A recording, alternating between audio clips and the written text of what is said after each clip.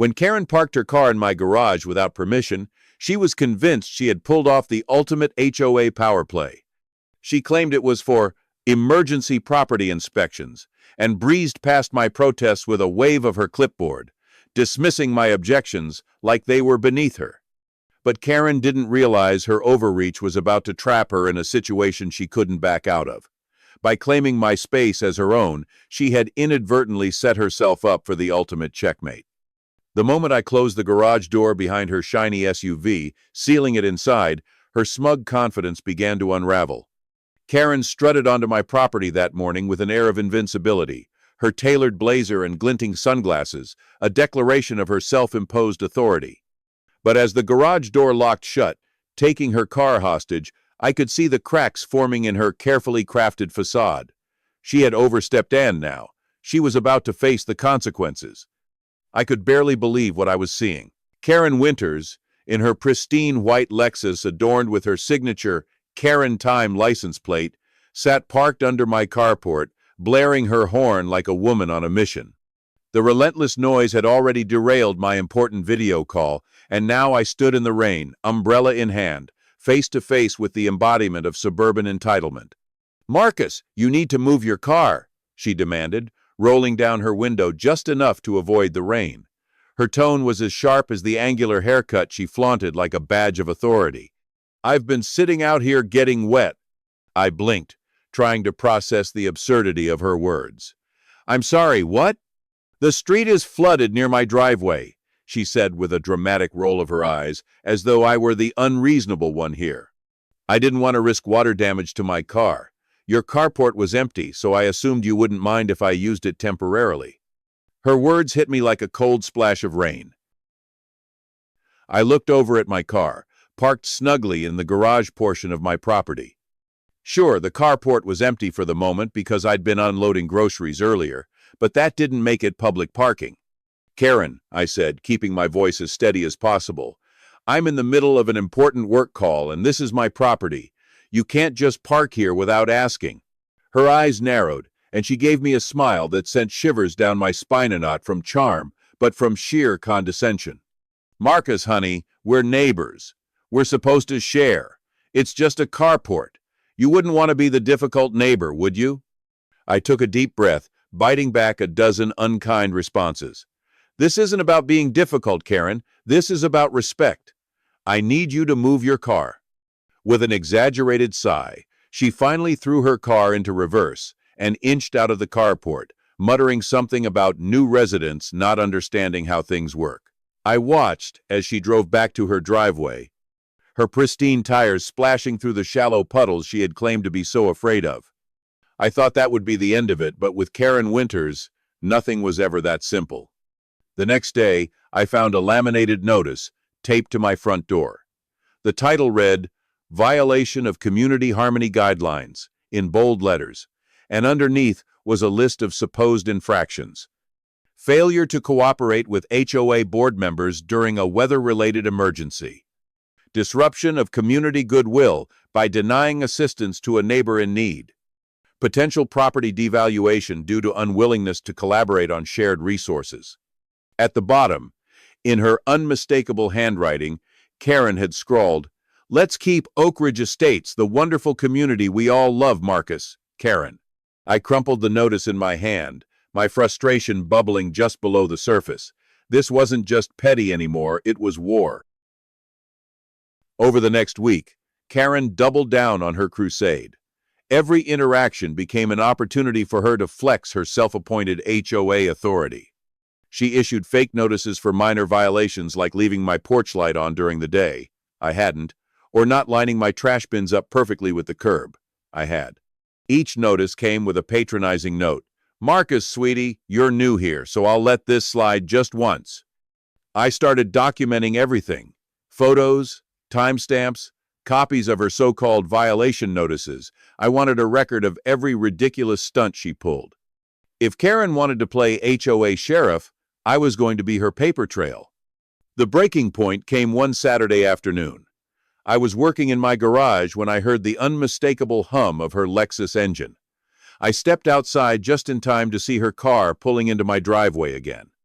But this time, Instead of stopping at the carport, she drove straight into the garage itself. I stood there, stunned, as she stepped out of her car, clipboard in hand. "Marcus, I need to park here for a bit," she announced as though she were granting me a favor. "I have a delivery coming and the truck needs space to turn around. You don't mind, do you?" I stared at her, dumbfounded. "Yes, actually, I do mind." "You can't just—" Before I could finish, she cut me off with a wave of her hand. "Oh, Marcus, relax. It's just temporary. Besides, the HOA allows for shared usage in situations like this." "Karen, that's not how it works," I said, my voice rising. "This is my garage. You can't just park your car here whenever you feel like it." She gave me that infuriating smile again. "Well, if you want to file a complaint, you're welcome to attend the next HOA meeting," she said sweetly. "I'll make sure it's on the agenda." And with that, she turned and strolled off toward her house, leaving me standing in the rain with her car parked smugly in my garage. That was the moment I decided I'd had enough. Karen had crossed every line imaginable, and it was time to show her that her HOA badge didn't give her carte blanche to trample over my rights. I walked back into the garage, grabbed the remote, and with a press of a button, the garage door began to close. The heavy steel clinked and groaned as it descended, sealing Karen's Lexus inside. "You wanted to share, Karen?" I muttered to myself, a grin spreading across my face. "Let's see how you like being on the receiving end of that." When Karen brazenly parked her Lexus in my garage yet again, it was clear that her entitlement had reached a dangerous new height. There was no note this time, no explanation, just the sheer assumption that my property was hers to use whenever she pleased. I stared at the security camera feed, watching her stroll down the street toward her HOA meeting like she owned the place.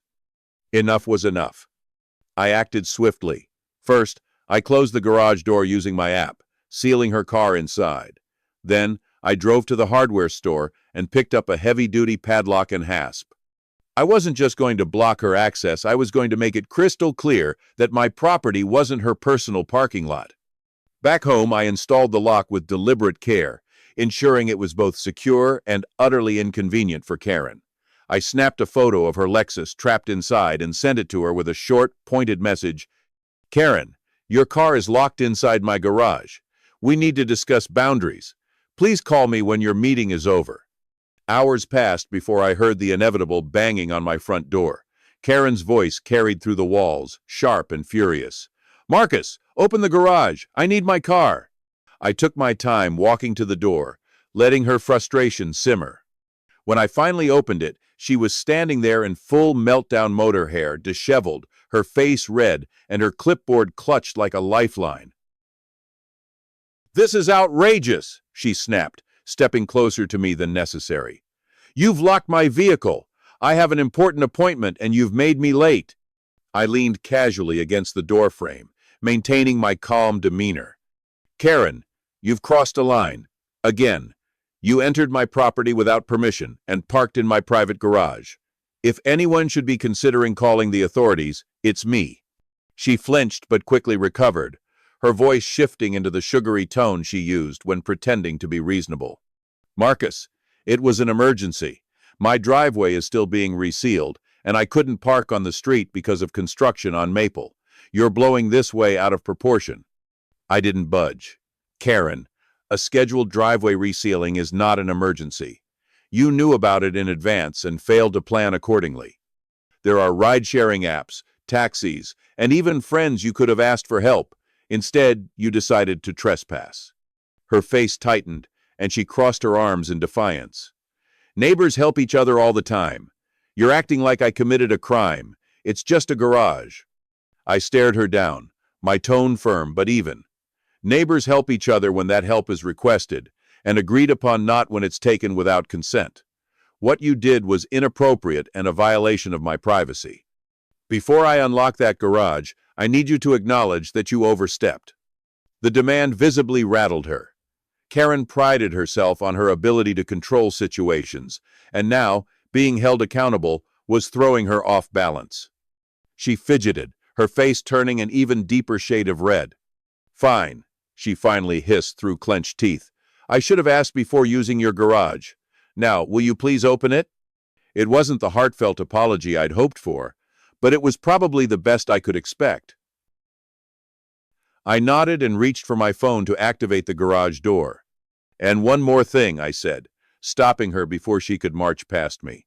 "Delete the old garage code from your phone. It won't work anymore, but I want to be sure you don't have it." Karen reluctantly pulled out her phone, opened her notes app, and showed me as she deleted something.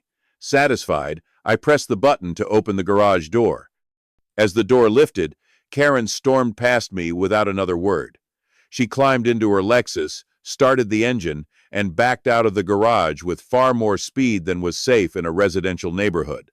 Her tires squealed slightly as she turned the corner, leaving a faint trail of mud on my driveway.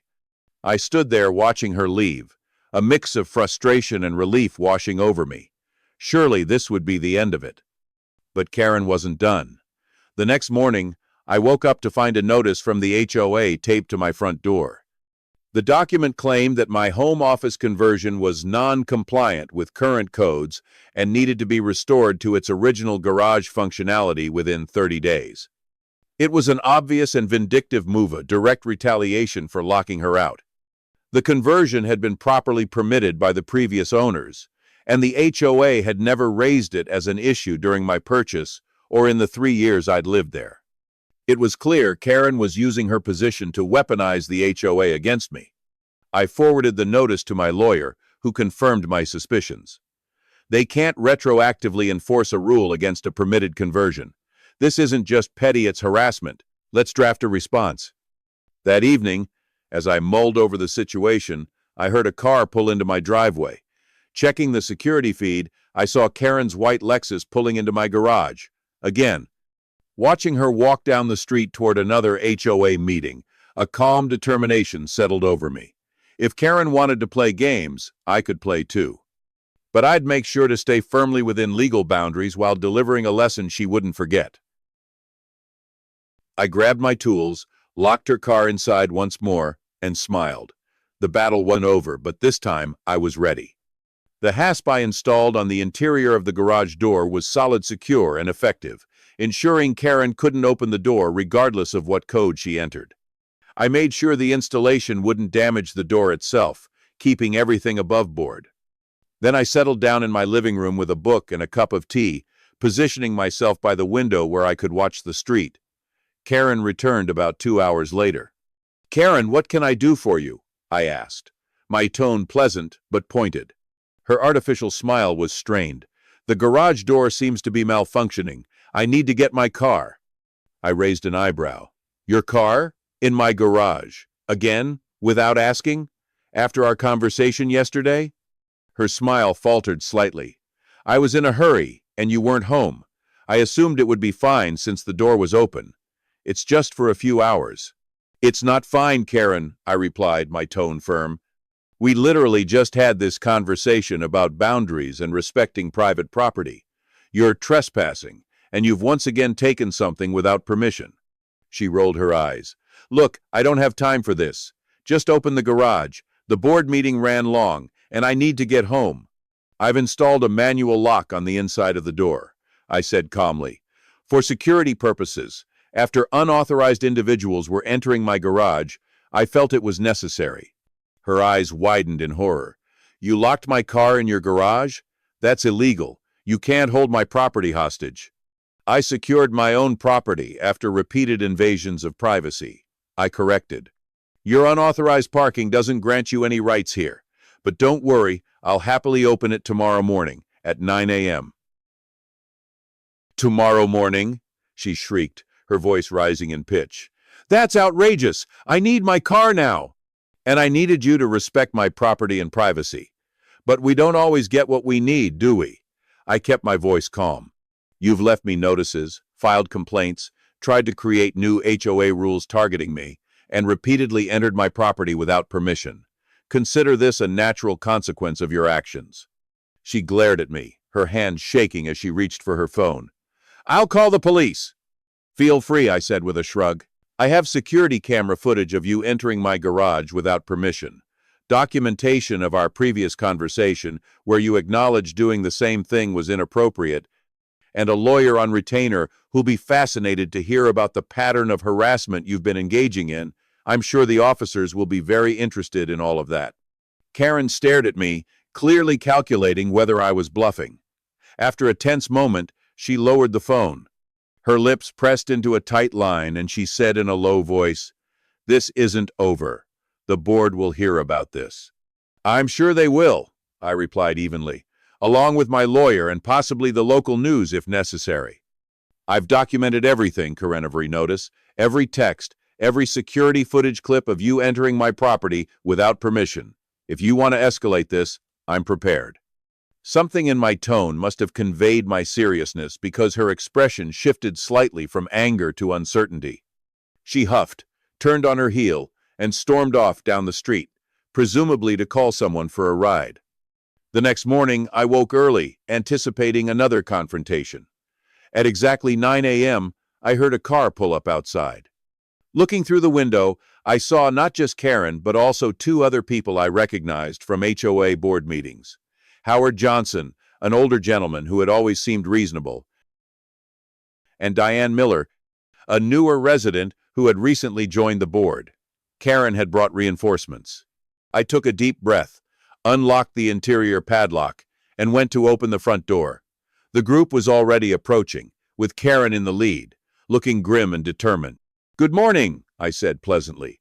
"Right on time, I see." Karen didn't return the greeting. "These are board members who have come to witness the situation and ensure there are no further misunderstandings."